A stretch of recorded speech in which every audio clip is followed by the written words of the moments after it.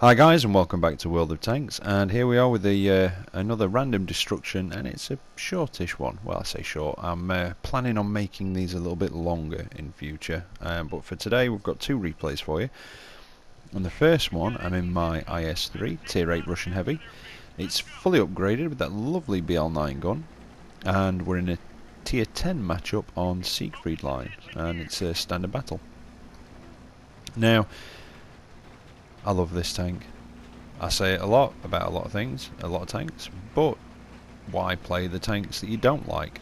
Unless you have to, like the T28 prototype, although I have got that fully upgraded now with a 120mm gun, and I find it a bit more tolerable. The 105mm gun wasn't bad, you know, it's not bad at all really. It's a brilliant gun on the T29, in my opinion. Other people might have different opinions, but I really do like it on the T29. The T28 prototype, it just felt a little bit inadequate, and now I've got that 120mm. I don't despise it as much, but it's still not my favourite tank. Anyway, back to the game at hand. Like I say, Tier 10 match. I probably could have gone into the town and side-scraped a little bit, but I thought, oh, do you know what, instead I will come out into the field, which I don't do very often, unless I'm in my light tanks or a fast medium. I like to do a bit of flanking. But I thought I'll give this E75 a bit of backup. So we come out here, but I'm just getting a bit restless. I went hold down in that crater there. But yeah, I'm just getting a bit restless, and I think he thought I was going to go forward, so he was going to, but I don't know what he's doing now. There's I think it's a T34 or T32 over that way. So keeping an eye on the map for him. But I'll take a few shots at that T62A down there, that Tier 10 Russian medium. I missed my first shot, and then the E75 parks in front of me, so aim for where I think he might be, and it just goes straight into the damn ground again. Not sent enough political dissidents to the gulag. Not quick enough on the reload to get a shot at that IS-7, I think it is. So, what's the tank to do? So I decide to push right down here and see if I can sneak up on that enemy heavy that's up behind one of these bunkers. And yes, I know, sneaking in an IS-3 is not the easiest thing to do. T32, that's what it was. I thought it was. I wasn't quite sure between the T34 and the T32, but yeah, I was edging towards the T32.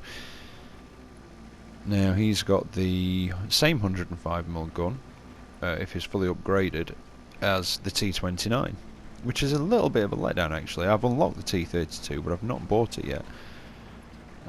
You know, I'm keeping my T29 because I do love it. In fact, I think it is possibly one of my favourite tanks, if not my favourite, and it's my sort of go-to tank when I'm feeling a bit fed up with the game and I want to have a bit of fun. It's one of my go-to tanks.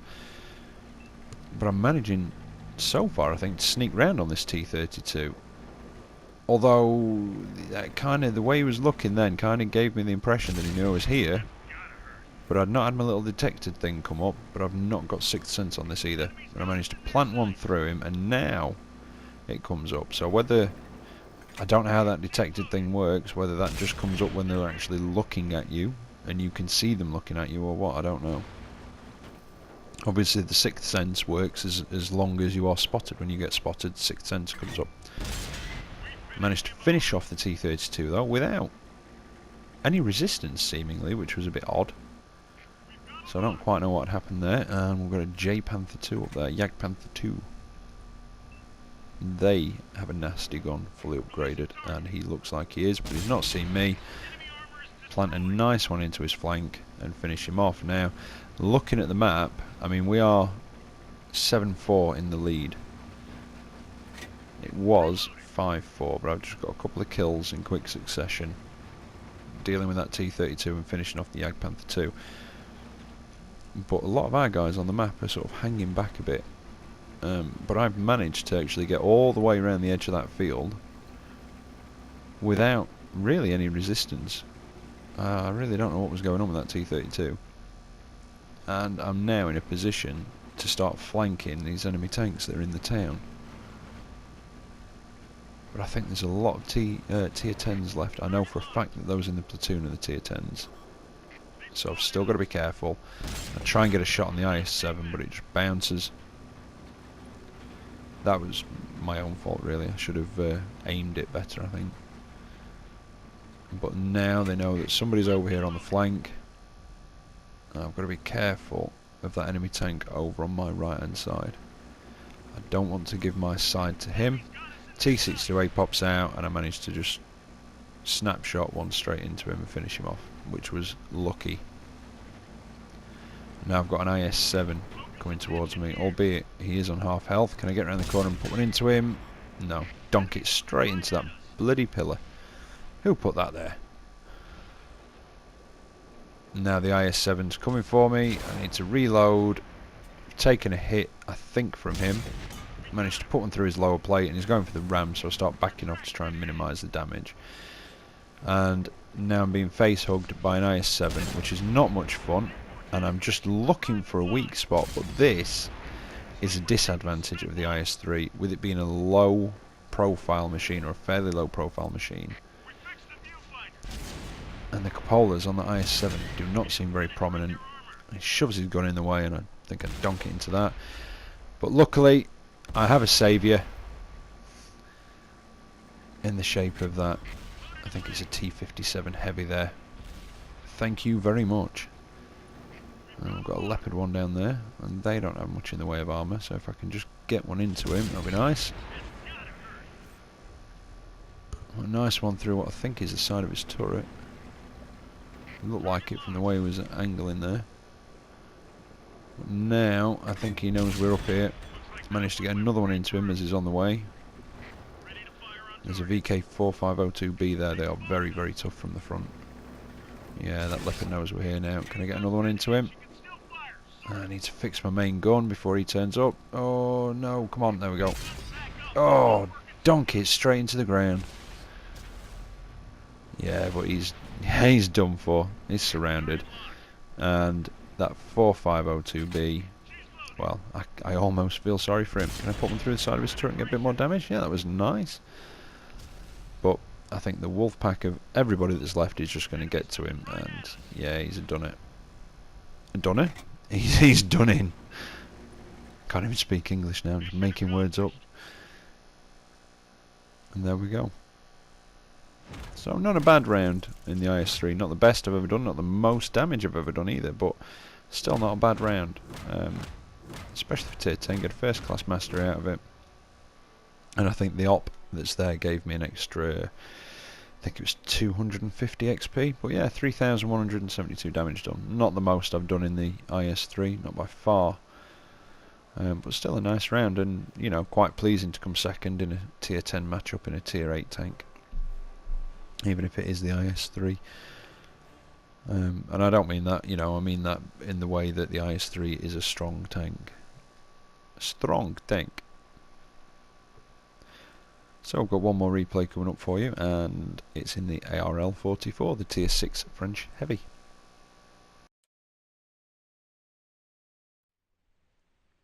So here we are on Comarin. It's a tier 6 matchup, so I'm top dog, and yes, you are going to see me ruffle stomping lower tiers.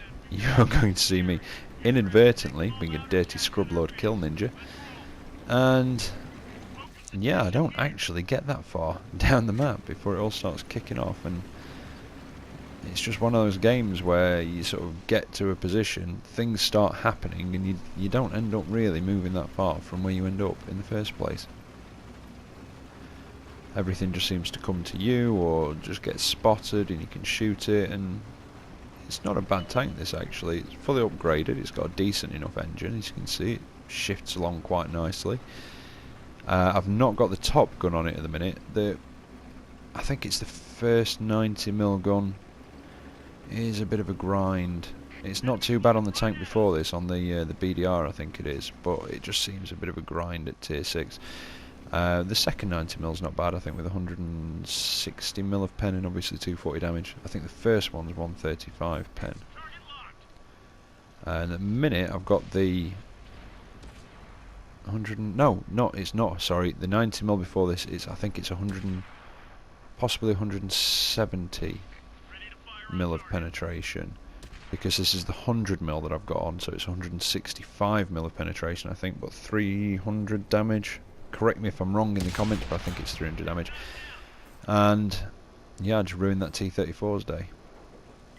So yeah, this is it. I was just heading down the western side of the map to get down to that southwestern corner. Things just started getting spotted, so I thought, well, do you know what, there's cover in between me and them. I can put some shots at them without getting spotted by them at least. So I put a couple of nice ones into that Churchill 7. You can see it's not got the best aiming time or the best rate of fire on this, but it does pack a wallop at tier 6.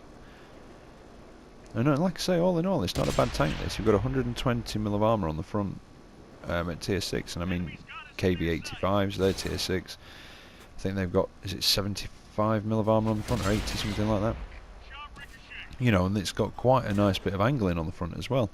60mm on the side, which, to be honest, in tier 6 and a lot of tier 7 matches, it's enough to side scrape with. The turret, though, I think the turret sides are quite weak.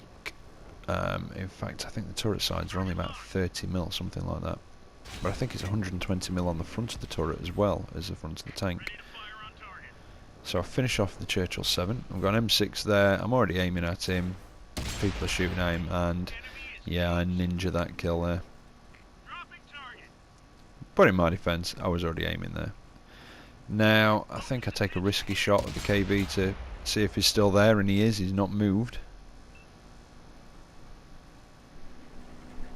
And there's a Hetzer down there, and there's the artillery as well. Artillery's done for though, and the Hetzer's gone off the radar. But you'll see what I mean. I've not really moved far from where I first saw the enemy tanks and first started engaging them, and it was just one of those matches.